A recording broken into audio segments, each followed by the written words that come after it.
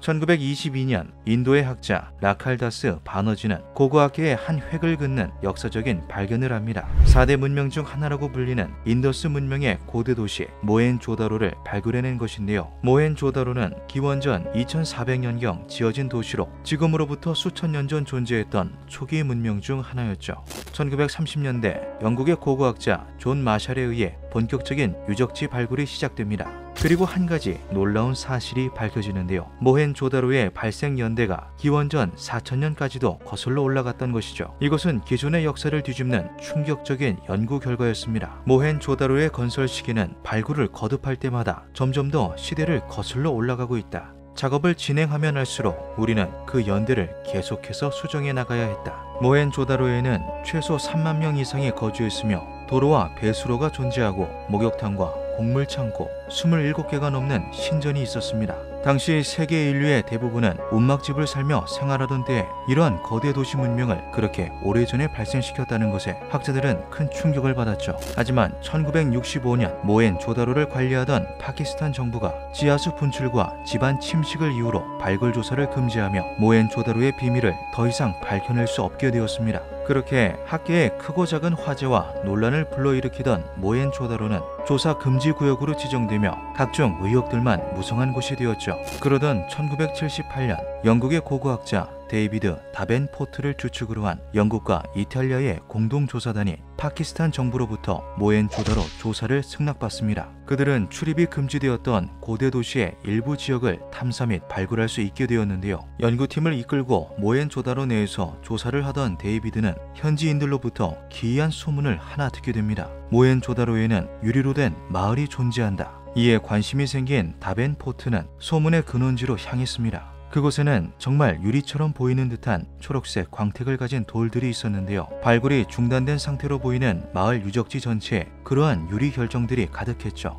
연구해볼 가치가 있다고 생각한 그는 돌 샘플을 챙겨 전문가 분석을 의뢰합니다. 로마 대학교 화산연구소의 브루노 사바티노 교수와 암석학 권위자였던 암레토 플라미니, 짐파올로 시리아코 박사에게 각각 샘플을 보냈는데요. 그 결과 돌은 석영과 장석 및 유리질을 포함한 광물이라는 사실이 밝혀졌습니다. 놀라운 사실은 해당 돌에 가해진 온도가 최소 1000도에 달하는 것으로 드러났다는 것인데요. 이는 지금으로부터 6000년 전에 그만한 온도를 발생시킨 외부 요인이 작용했다는 것을 뜻하죠. 돌을 관찰한 연구진들은 더 놀라운 이야기도 전했습니다. 외부에서 가해진 온도는 최소 1000도 이상일 것이라고 추정된다. 하지만 돌들의 외형으로 판단하였을 때 그 온도를 훨씬 능가하는 3300도 이상의 초고온일 가능성이 높으며 이 외부 요인은 매우 단시간에 마치 폭발하듯 돌과 모래를 일그러뜨렸다. 연구 결과를 전달받은 데이비드는 6000년 전에 그만한 온도를 내며 타오를 수 있는 것이 무엇이 있을까 가정해 보았지만 자연 현상을 포함한 어떠한 외부 요인도 조건에 들어맞지 않았습니다. 연구를 거듭하던 그의 머릿속에 맴도는 한 가지 생각이 있었는데요. 그는 결국 학계의 비난을 감수하고 이 충격적인 가설을 발표합니다.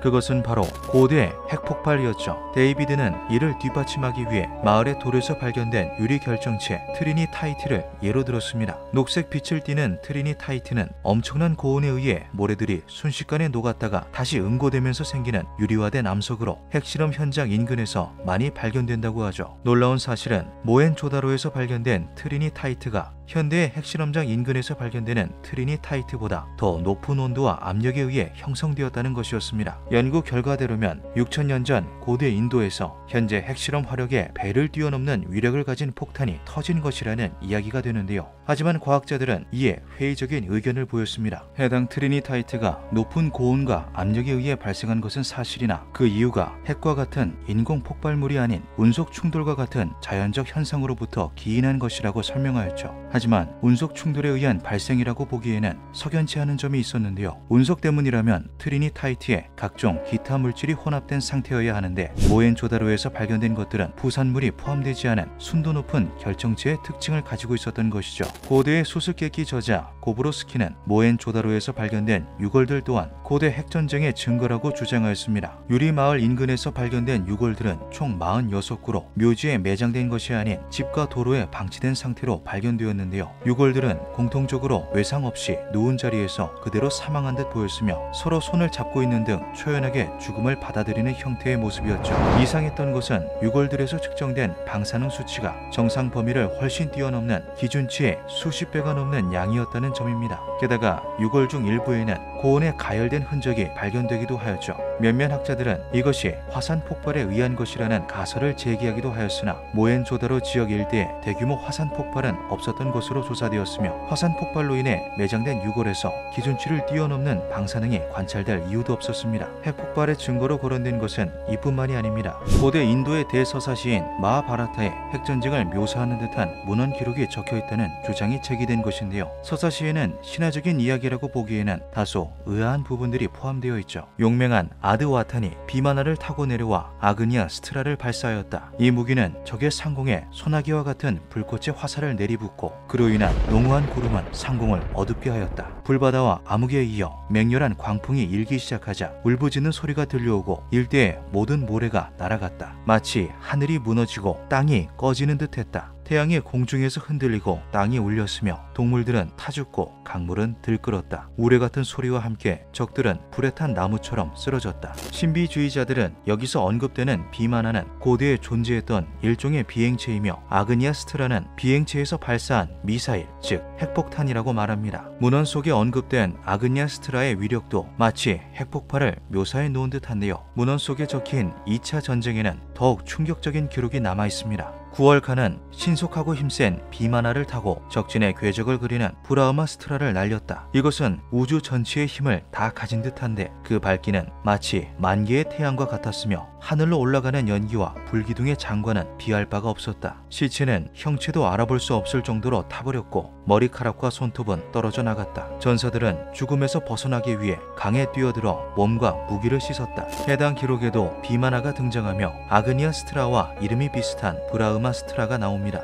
이것은 마치 원자폭탄이 터진 직후를 그려놓은 듯 생생한데요. 올라가는 연기와 불기둥은 거대한 버섯구름을 말하는 듯하며 머리카락과 손톱이 빠졌다는 것은 피폭 증상, 전사들이 강에서 몸과 무기를 씻었다는 것은 방사능 낙진을 닦아내는 것처럼 보이죠. 이 놀랍고 충격적인 기록은 라마야나라는 인도의 다른 고대 문헌에서도 등장합니다. 불에 탄 코끼리들은 공포로 헐떡이며 지상을 뛰어다녔다. 물은 증발해버렸고 살아있는 모든 것은 불타버렸다. 그것은 무섭게 빛나는 거대한 창이었으며 적의 30만 대군도 일격에 쓰러뜨렸다. 이 외에도 아그니아스트라, 브라흐마스트라가 언급된 문헌들은 많습니다. 이것은 일종의 강력한 무기로 묘사되는 것이 대부분이죠. 신비주의자들은 문헌에서 언급되는 비마나에도 주목할 필요가 있다고 말합니다. 비마나는 고대 인도의 각종 문헌 속에 등장하는 신들이 타고 다녔다는 비행체인데요. 이상한 것은 이것이 단순하게 하늘을 나는 물체나 구름 정도로 묘사된 것이 아닌 동력으로 작동하는 일종의 기계 장치처럼 그려진 것이었죠. 50년 동안 비마나를 연구한 인도 마드라스 대학교의 산스크리트학 교수 라그 하반 박사는 비마나에 대하여 고대 외계 인류가 전수해주고 간 비행체라고 주장했습니다. 그 근거로 문헌 속에 언급되고 있는 비마나에 대한 외형과 기능들을 예로 들었는데요. 기록 속에 적혀있는 비마나의 특징을 종합해보면 대략 이러하죠. 비마나는 신의 명령에 따라 거대한 소음을 내며 구름 위로 올라갔다. 자체 동력을 통해 회전 바람을 일으키는 비마나는 높은 고도까지 비행이 가능했으며 한 장소에서 다른 장소로 가는 데에 탁월한 능력을 가지고 있었다. 하늘을 나는 비마나는 마치 밝은 구름처럼 보였다. 비마나는 공중에서 불타는 화살을 쏘았으며 인드라 다트라고 불리는 한 줄기 빛을 만들어 순식간에 대상을 파괴해버리기도 하였다. 설명을 놓고 보면 현대의 항공기 혹은 UFO를 묘사해 놓은 것과 비슷합니다. 인드라 다트라는 무기는 레이저를 연상시키는데요.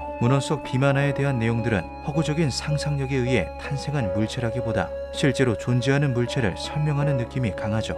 산스크리트 경전인 사마란가나 수트라다라와 바벨론의 법률 집인 하카타에는 보다 더 자세한 내용이 기록되어 있기도 합니다. 비마나의 몸체는 단단한 쇠로 되어 있으며 그 밑부분에는 열을 만들어내는 구멍이 있다. 수은의 힘을 이용하여 하늘을 날았는데 수직으로 떠오르거나 하강하는 것이 가능했다. 하늘을 나는 물체 속에 탈 수 있다는 것은 대단한 특권이다. 비행은 선조들이 남긴 유산들 중에서도 가장 오래된 것이며 위에서 온 존재들로부터의 선물인 바 우리는 이것을 인류의 생명을 구하는 명분으로 써야 한다. 쇠로 된 선체, 수직 비행, 위에서 온 존재 등 의미심장해 보이는 구절들이 많이 보이는데요. 전설에 따르면 비마나의 설계도는 인도의 왕족들을 통해 대대로 내려왔지만 해당 세력의 대가 끊기면서 사라져버렸다고 합니다. 이 모든 것은 그저 신화 속 이야기일까요? 고대 인도에 핵전쟁에 버금가는 대폭발이 있었으며 비마나는 UFO와 같은 최첨단 비행체라고 주장하는 이들은 이것을 단순한 신화로만 치부할 수 없다고 말합니다. 그들은 인도에 존재하는 로나 분화구 역시 고대에 일어났던 핵전쟁의 증거로 제시하였는데요. 인도 마하라슈트라의 작은 마을에 있는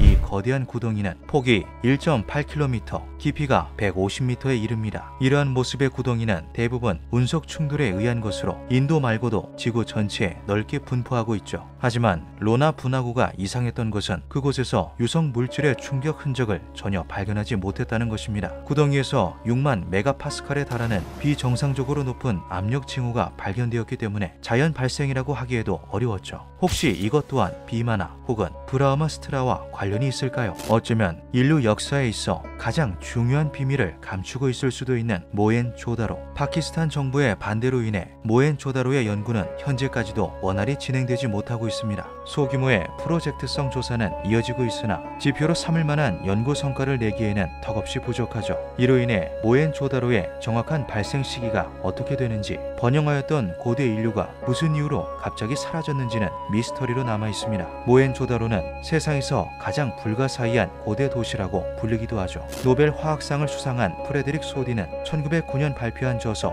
라듐의 해설에서 이러한 말을 하기도 하였습니다. 지구의 고대 문명들은 아마 핵병기로 멸망했을 것이다. 현재 기록이 남아있지 않은 먼 옛날 인류는 결국 핵에너지를 손에 넣었고 이후 다시 잃어버리는 과정들을 반복하며 현재에 다다랐다. 그리고 우리도 같은 운명을 반복할 수 있다. 기묘한 밤이었습니다.